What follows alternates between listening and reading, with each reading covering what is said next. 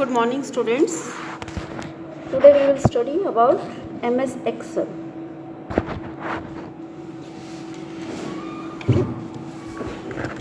MS Excel is actually a type of spreadsheet.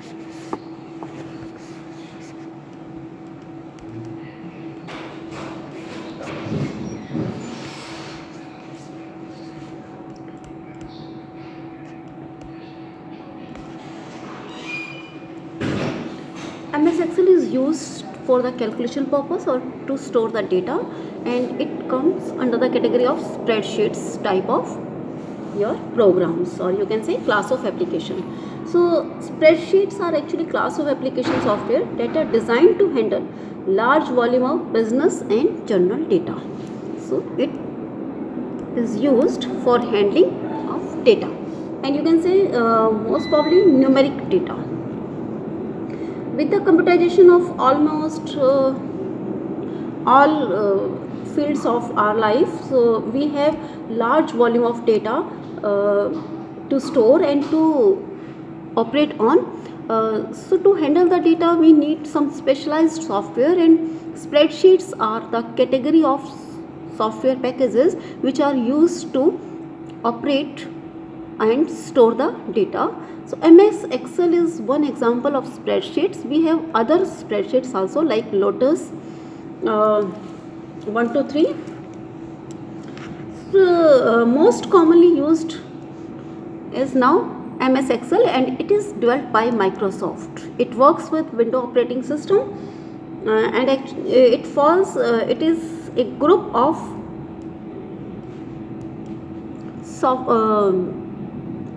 it is included in the group of Microsoft Office softwares. So MS Office included MS Word, Excel, PowerPoint within it.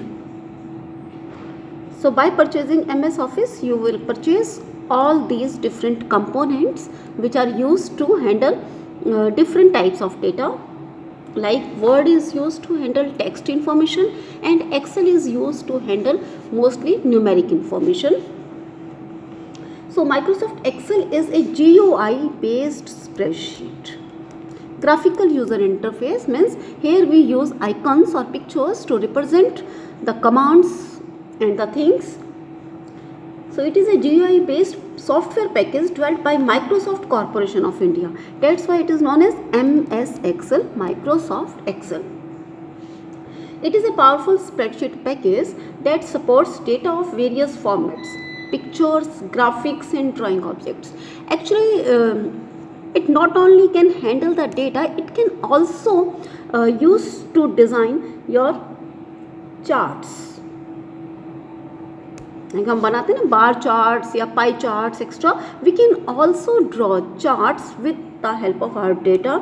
We can also introduce graphic elements, pictures, etc. in our files here.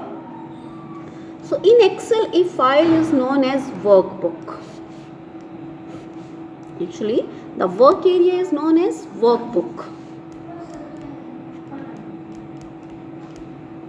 and it contains multiple number of worksheets. Worksheets, you can say workbook is like a book and worksheets are like pages. Worksheets are like pages of a book. By default we have 3 worksheets in any workbook or in any Excel file. A Excel file is saved with the extension of .xls. So a worksheet is divided into a series of rows and columns to store the information. Whenever you open a new file in MS Excel, you open a new workbook, and this workbook has by default 3 worksheets. These worksheets can be increases or decreases as required, and by default the first worksheet will be opened. So the worksheet is made up of number of rows and columns. Actually in our screen we will see a grid like structure. यहाँ पर इस तरह से हमें rectangle boxes में divided हमारा screen नज़र आएगा. So we can say a worksheet is divided into a series of rows and column to store the information. Here we store the information in the form of rows and column. Like table में हम क्या करते थे, table में भी तो हम ऐसे ही करते हैं, इन्फॉर्मेशन अपनी रोज एंड कॉलम में स्टोर करते हैं. तो जैसे role number, name, class, address, city, और फिर यहाँ पर आप इंफॉर्मेशन स्टोर करते रहते हो. तो here we have already set sequence table type structure or grid type structure, and it is divided into rows and into columns. So spreadsheet is a software which allows us to perform quick and easy calculation on our stored data.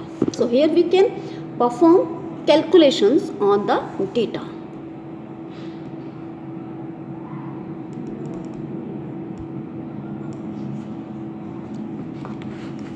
So let's discuss some features of MS Excel first. MS Excel contain workbooks. Here we store the files in the form of workbooks, and workbooks further store information in worksheets. So in Excel, up to 16 worksheets can be added in a workbook. Like I have told you, by default we have 3 worksheets, but we can add up to 16 worksheets. Like 16 pages हो सकते हैं हमारे एक उसके अंदर. A worksheet consists of 256 column and 536 rows. ये बहुत ही starting के जो वर्जन्स हैं उनके अंदर इतने नंबर ऑफ कॉलम एंड रोज होते थे. अब जो है आप जो वर्जन यूज़ कर रहे होंगे उसके हिसाब से ये बहुत ज़्यादा हो सकते हैं. ये हम बहुत ही शुरुआत की बात कर रहे हैं. Each cell of Excel worksheet has a unique name. ये जो आपका है सेल्स हैं, these combination, you can say these intersection of row and column are known as cell. This is a single cell. तो ये इस तरह से आपकी डिफरेंट सेल्स की हम बात करते हैं. And these cells are addressable unit. Remember, they are the addressable unit. I mean, we can, or there is address for every single cell in a worksheet. किस तरह से होता है ये हम लोग यहाँ पर एक्चुअली क्या है A B C D E इस तरह से इन कॉलम्स के नाम डिनोटेड हैं. जब Z आ जाएगा, सपोज 256 जैसे थे तो Z के बाद AA, AB, AC इस तरह से नेमिंग की जाती है. और यहाँ पर हमारा नेम है 1 2 3 4 5 6 इस तरह से रोज की नेमिंग की जाती है. अब सेल का एड्रेस देने के लिए, और you can say the name of the cell is combination of column and rows. For example, this particular cell is known as B3 because यहाँ ये कॉलम कौन सा है B और आपका रो है 3, तो this is B3. Next is C3. तो in this manner we can give address or you can say the name to each cell in the worksheet. They are compatible, these MS Excel worksheets are compatible with other softwares like MS Excel, so that we can import the data from these software into our Excel file.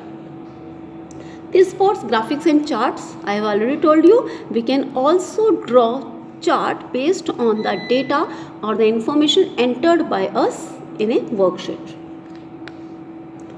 We can easily add, remove, rename, move or copy worksheets here, and they have many built-in functions to automate the work.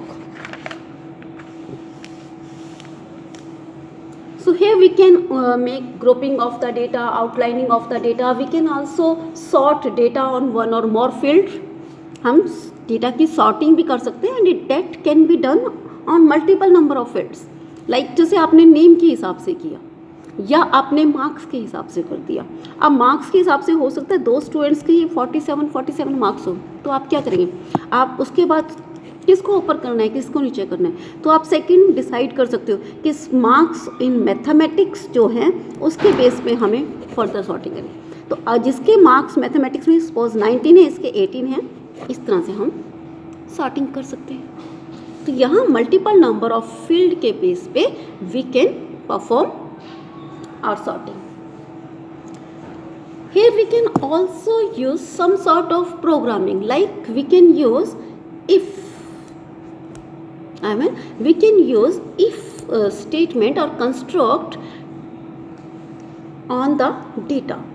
अगर हमारा कोई data है, कोई particular data value, मान लीजिए B3 के अंदर हमारी कोई वैल्यू है एंड उस वैल्यू के बेस पे we want to take some decisions, तो we can use if construct. If B3 is greater than 10,000, we can define the actions also here.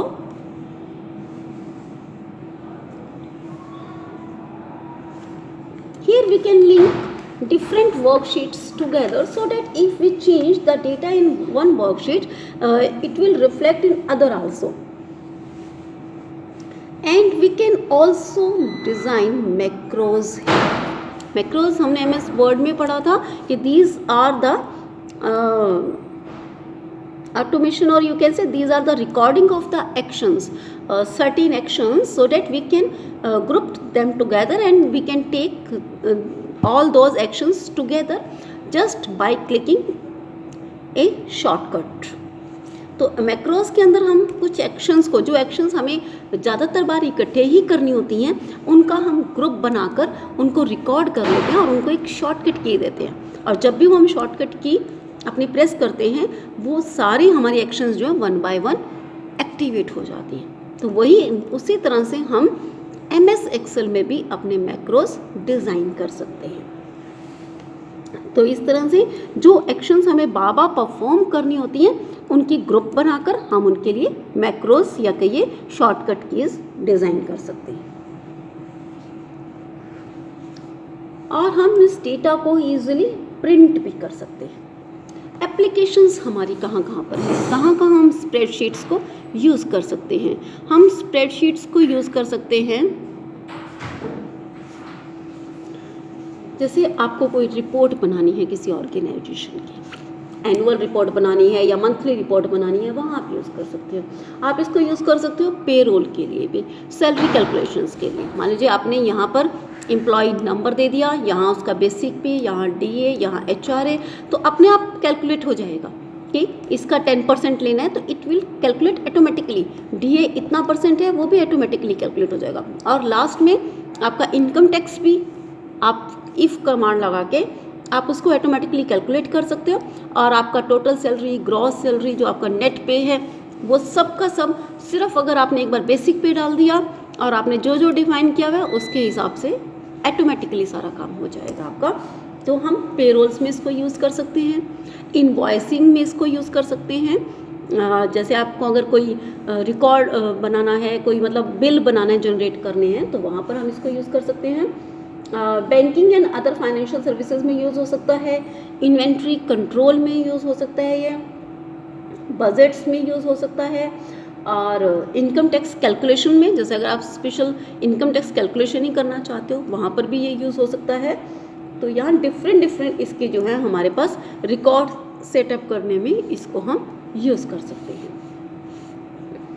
Advantages क्या हैं इसके यूज़ करने की? The first advantage is the results are accurate. Actually हम computer इसीलिए use करते हैं कि because they produce accurate results. तो यहाँ हमें एकदम एग्जैक्ट जो है रिजल्ट्स मिलता है। अगर आपने A+B करके C में डाल दिया है तो वो बिल्कुल सही होगा, वो गलत हो ही नहीं सकता। यहाँ पे the workbook can be quite big in size. तो आप बहुत बड़े, बिकॉज 256 और ये जो मैंने बताया ये तो बहुत ही छोटा है, बिल्कुल स्टार्टिंग के वर्जन्स में इतने कम नंबर ऑफ कॉलम्स एंड रोज होते थे, अब तो ये बहुत ज़्यादा इंक्रीज़ हो चुका है। बट अगर आप देखिए तो 256 यानी कि AB AC करते हुए भी हम बहुत ज़्यादा डेटा जो आप देख लीजिए एक ही वर्कशीट के अंदर स्टोर कर सकते हैं।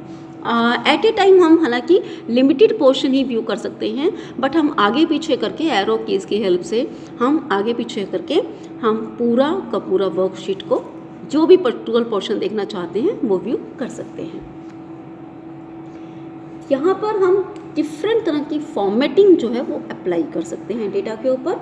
इसके अलावा it has the build in the most important you can से use or advantage of it, they have built-in functions. यहाँ पर हमारे पास अलग अलग तरह के फंक्शंस हैं और ये फंक्शंस जो हैं they can be use to operate on data. इन फंक्शंस को हम अपने डेटा के ऊपर अप्लाई कर सकते हैं और इन फंक्शंस की कैटेगरी अलग अलग है, जैसे मैथमेटिकल फंक्शन है, ट्रिग्नोमेट्रिक फंक्शन है, फाइनेंशियल फंक्शंस हैं, स्टैटिस्टिकल फंक्शंस हैं. अलग अलग तरह के ऑलमोस्ट हर तरह का ऑपरेशन जो है आपके हैं, हर तरह की जो वो आपके फंक्शन के अंदर लिस्टिंग है और वो कैटेगरी वाइज भी लिस्टिंग है और वैसे भी है. आप जो भी फंक्शन सिलेक्ट करना चाहो वो कर सकते हो. यहाँ आपको साथ में हेल्प टाइप मिलती रहेगी कि इस फंक्शन के साथ आपको कैसे काम करना है या ये फंक्शन आपका कैसे वर्क करेगा, डेटा कौन कौन सा पिक करना है, रिजल्ट कैसे मिलेगा, सब में से फंक्शन को सिलेक्ट सिर्फ आपको करना होता है. Data can also be viewed in the form of graphs. तो हम यहाँ पर वही बताया, ग्राफ्स बना सकते हैं, डिफरेंट तरह के आपके चार्ट्स बना सकते हैं और इसे हम इलेक्ट्रॉनिक फॉर्म में, क्योंकि हम इनको सेव करके रख सकते हैं तो हम जब चाहे मर्जी इनको दोबारा देख सकते हैं, रिट्रीव कर सकते हैं और अगर कोई मॉडिफिकेशन करनी है so we can also do modification. An existing worksheet or any part of it can be merged with any existing or new worksheet. तो हम इसके पार्ट्स को, सपोज हमें कुछ इन्फॉर्मेशन जो है इसमें से लेके किसी दूसरे में स्टोर करनी है तो हम वहाँ से एक दूसरी जगह लेके जा सकते हैं. हम इनको मर्ज भी कर सकते हैं.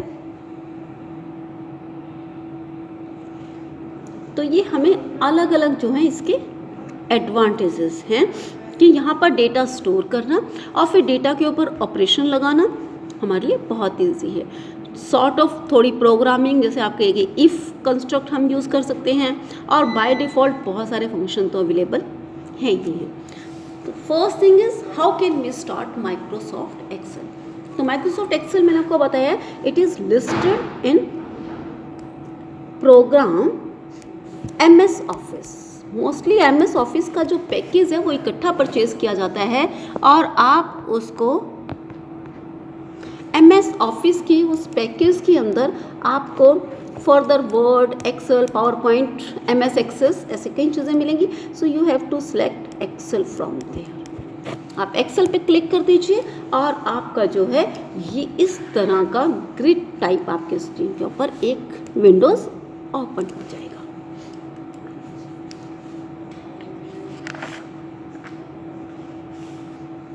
तो इस माइक्रो एक्सेल विंडोज़ जो बनेगी, हालांकि ये सिर्फ मैंने आपको इंटरनल बताया, लेकिन इस विंडोज़ के बाहर ये वर्क एरिया की बात हम कर रहे हैं, इस विंडोज़ के ऊपर भी काफ़ी कुछ हमारा होगा.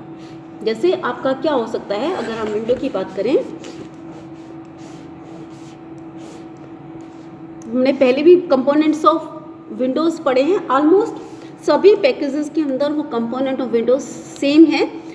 वर्क एरिया में या थोड़ा बहुत वैसे उनका वर्किंग के हिसाब से कुछ डिफरेंस हो सकता है. तो फर्स्ट ये हमारा वही टाइटल बार है जिसके अंदर हम टाइटल यानी कि name of the file and name of the package जो है वो आपका स्टोर होता है. यहाँ पर आपका एप्लीकेशन विंडो कंट्रोल आइकन है और यहाँ आपके पास minimise, maximise and close buttons होते हैं. नेक्स्ट आपका है फाइल मेन्यू बार या you can say menu bar. तो इसमें फाइल जैसे आपका मोस्टली पहला होता है, फिर एडिट, फिर view, insert, format, tools, data, Windows, help, इस तरह के कुछ अलग अलग तरह के आपके मेन्यू हो सकते हैं. तो यहाँ आपका मेन्यू बार है. नेक्स्ट लाइन के अंदर यू है स्टैंडर्ड टूल बार. जो आपके कॉमनली यूज्ड टूल्स होते हैं उनको हम स्टैंडर्ड टूल बार में लिस्ट कर देते हैं. तो ये आपका हो सकता है ओपन करने वाला और फिर सेव करने वाला, और आइकन हो सकता है आपका नई फाइल के लिए, आपका प्रिंटिंग के लिए और स्पेलिंग चेक के लिए, कट कॉपी पेस्ट करने के लिए. तो ऐसे द कॉमनली यूज टास्क जो आपके हैं वो सारे आपके इसके अंदर हो सकते हैं. नेक्स्ट इज यू कैन से फार्मूला बार. फार्मूला बार जो है ये एक तरह से आपका MS एक्सेल का ही पार्ट होता है, क्योंकि बाकियों के अंदर तो हम इस तरह से फार्मूलाज यूज़ नहीं करते हैं, फंक्शंस यूज़ नहीं करते हैं। तो फार्मूला बार जो है you can say it is specific to MS Excel file. तो MS एक्सेल की जो विंडोज़ हैं उनके लिए स्पेसिफिक है ये फार्मूला बार। फार्मूला बार के अंदर आपका क्या होता है, एक बार बनी होती है, इस बार के अंदर आप अपना फार्मूला लिख सकते हो और यहाँ पर आपका जिस सेल के अंदर वो फार्मूला वर्क करेगा उस सेल का एड्रेस होता है। फॉर एग्जांपल हम B3 के अंदर करते हैं तो B3 यहाँ पर लिखा होगा और जो भी फार्मूला आप यहाँ लगाएंगे that is applicable on B3। तो यहाँ एड्रेस होगा सेल का और यहाँ फार्मूला लिखा जाएगा।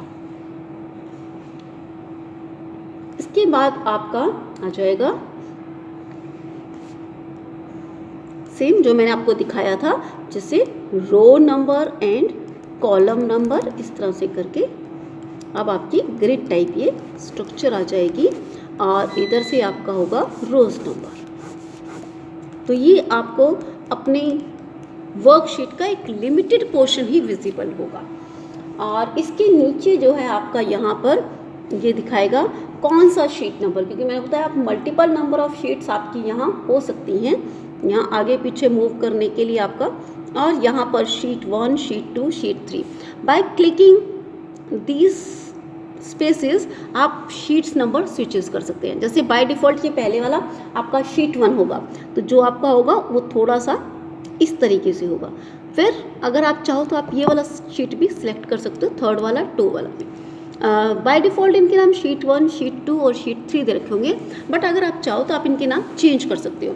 आप सिंपली माउस के राइट बटन को क्लिक करके इनके नाम चेंज किए जा सकते हैं। जैसे मुझे डेटा रखना है BSc 1, BSc 2, BSc 3, तो मैं इस तरह से इनका डेटा स्टोर कर सकती हूँ। So here we have in the लिख लीजिए माइक्रोसॉफ्ट एक्सेल विंडो के जो कंपोनेंट्स हैं। The first is title bar. Title bar displays the name of workbook file. So first is title bar. It displays the name of the workbook file. Second is menu bar. It provide access to all the Excel commands. Menu bar के अंदर आपको पता है कि आपको जितनी भी commands आपकी होती हैं उन सब की लिस्टिंग अलग अलग मेन्यूज़ के अंडर होती है। जैसे फाइल से रिलेटेड मान लीजिए न्यू है, ओपन है, क्लोज करना है, सेव करना है, वो सब फाइल मेन्यू में होंगी। और उसके बाद एडिट, कट, कॉपी, पेस्ट करना है और फिर आपका व्यू करना है, इंसर्ट करने हैं। फार्मूलाज के अंदर आपको डिफरेंट फार्मूलाज मिलेंगे। तो इस तरह से आपकी सारी एक्शंस जो हैं they are listed under the menu bar. Next is tool बार।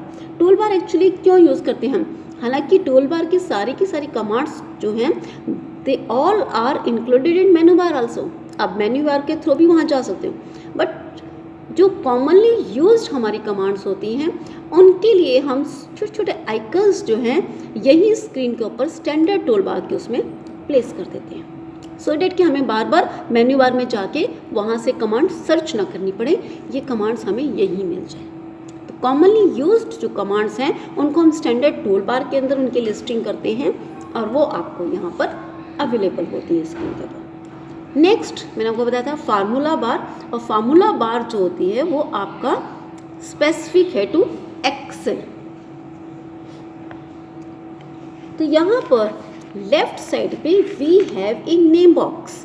तो दादा इस बॉक्स के अंदर हम नेम कहिए या एड्रेस ऑफ द सेल कहिए हम वो प्लेस करते हैं ताकि हमें पता चले कि हमारा जो फार्मूला है या हमारी जो कैलकुलेशन है वो एक्चुअली अप्लाई कहाँ जाकर होनी है, तो वो इसीलिए नेम बॉक्स डाला जाता है। तो it display the active cell.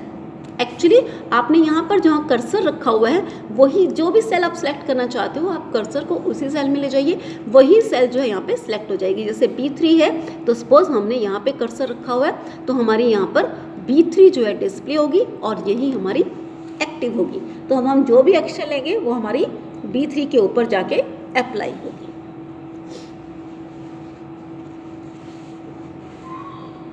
Next हमारे थे एप्लीकेशन विंडो कंट्रोल बटन, जो ये हमने यहाँ पर बात की थी।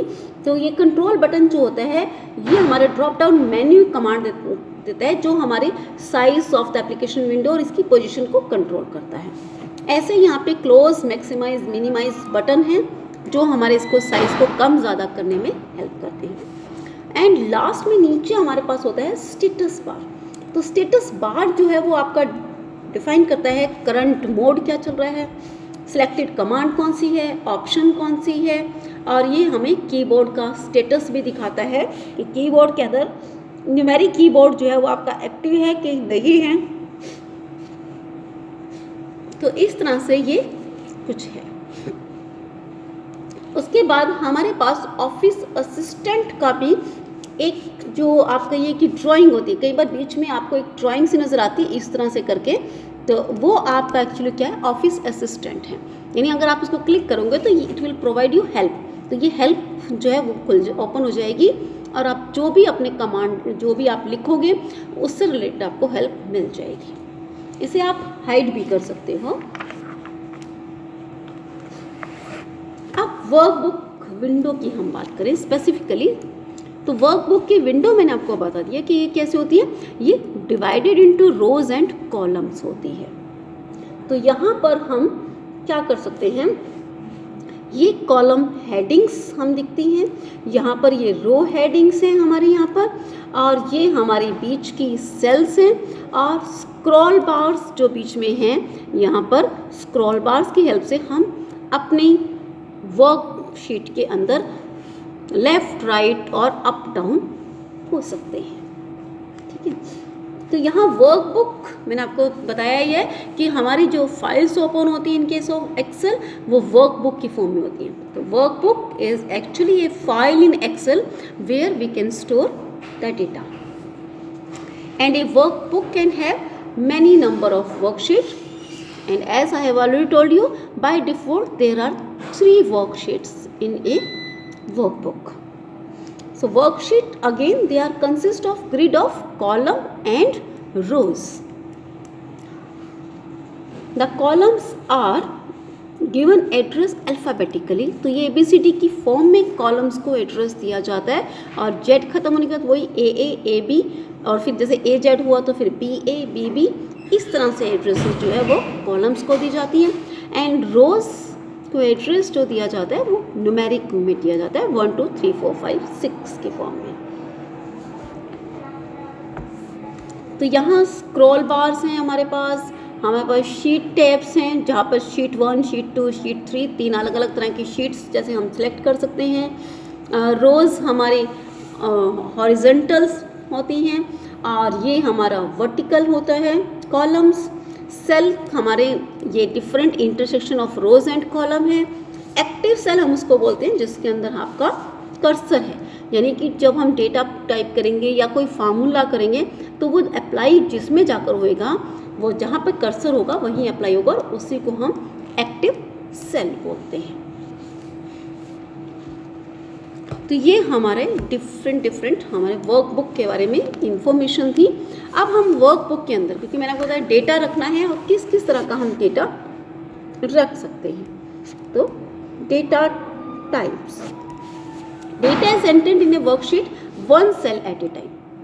हम एक सेल के अंदर एक टाइम पे डेटा डाल सकते हैं। Excel allows 3 different types of cell entries, अलग अलग तरह की हैं। उसके अंदर कौन सा हो सकता है, नंबर्स हो सकते हैं, फार्मूलाज हो सकते हैं। हमने अभी बात की है कि वी हैव डिफरेंट फंक्शंस, और functions and formulas they are same things. You can say numbers डाल सकते हैं, फार्मूलाज डाल सकते हैं, एंड देन व्हेन की we have labels like roll number, name, class, कुछ इस तरह से डालना है तो वो भी डाला जा सकता है। नंबर की वैल्यू भी हो सकती है और हमारे फार्मूलाज भी हो सकते हैं। तो हम क्या कुछ डाल सकते हैं, हम डाल सकते हैं 0 से लेके 9 तक, प्लस माइनस, ब्रैकेट्स, @ ऑफ, ये कुछ हमारे करैक्टर्स भी जो हैं वो बीच में डाल सकते हैं। Data is entered in a cell by positioning the cell pointer in the cell and typing the entity. तो आपको जिसमें भी डेटा एंटर करना है आप कर्सर को वहाँ ले जाइए। आप माउस की हेल्प से भी मूवमेंट कर सकते हो और आप कीबोर्ड की हेल्प से भी इनको दाएं बाएं कर सकते हो। कीबोर्ड की जो एरो कीज हैं they can also navigate in different cells. तो आपको जिसमें एंटर करना है आप उस सेल्स में चले जाइए। तो नंबर आपका क्या हो सकता है कि नंबर आपका 0 से लेके 9 तक कुछ भी हो सकता है। हालांकि बिगिनिंग के अंदर हम 0 नहीं यूज़ करेंगे, 0 के अलावा कोई और नंबर यूज़ करेंगे, बट बीच में हम 0 यूज़ कर सकते हैं। यानी कि we can enter 109, but 019 enter नहीं होगा, वो 19 ही एंटर हो जाएगा आपका। You can end a number with percentage, हम यहाँ पर नंबर के साथ एक परसेंटेज सिंबल भी डाल सकते हैं। यानी अगर हमारा वो परसेंट टाइप है तो हम परसेंट सिंबल डाल सकते हैं, कोई प्रॉब्लम नहीं है। यहाँ डेसिमल पॉइंट के साथ भी हमारा नंबर डाल सकते हैं, लेकिन मोर देन 1 डेसिमल पॉइंट जो है वो पॉसिबल नहीं है।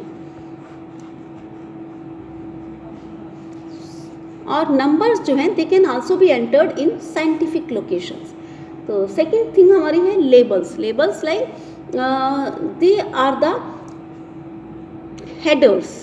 हमने मतलब अगर कोई हेडिंग देनी है तो फिर हम लेबल्स यूज़ करते हैं। तो लेबल्स जो होते हैं हम सेल्स की हाइट के हिसाब से एडजस्ट कर लेते हैं, या हम सेल की जो विड्थ है और हाइट है उसको भी लेबल्स के हिसाब से अपनी एडजस्ट कर सकते हैं। तो लेबल अगर बहुत ज़्यादा है तो वो हमारे एक सेल से दूसरे सेल के अंदर अपने आप ही ऑटोमेटिकली भी जाता रहता है। तो यहाँ हम लेबल्स को चाहें तो लेफ़्ट जस्टिफाई कर सकते हैं, राइट जस्टिफाई कर सकते हैं, और सेंटर में भी अपने डेटा को डिस्प्ले कर सकते हैं। थर्ड थिंग जो हमारी थी फार्मूलाज। तो फार्मूलाज क्या है? They can be entered in the cell और they are used to perform calculation on the numeric value. तो आपकी जो न्यूमेरिक वैल्यू है वो आपकी इसके एक फार्मूला जब भी आपका एंटर किया जाएगा तो फर्स्ट जो हमारा होगा it should be start with a equal symbol. A formula in Excel must begin with equal symbol. Equal symbol से उसको ये पता चलेगा you are going to enter a formula. तो फार्मूला के अंदर जैसे आप लिख सकते हो, जैसे आप B3 के अंदर हो तो you can write B1 plus B2। तो अभी क्या होगा कि B1 और B2 के कंटेंट जो है वो ऐड हो जाएंगे और वो कहाँ जाएंगे? B3 में डिस्प्ले हो जाएंगे। तो इस तरह से हम अपने इसके ऊपर एक्शंस परफॉर्म कर सकते हैं। ओके, आज के लिए इतना ही, बाकी बचा हुआ जो है हम बाद में करेंगे। अभी एक्सेल के अंदर काफ़ी कुछ हैं चीज़ें और पढ़ने वाली। Thank you students.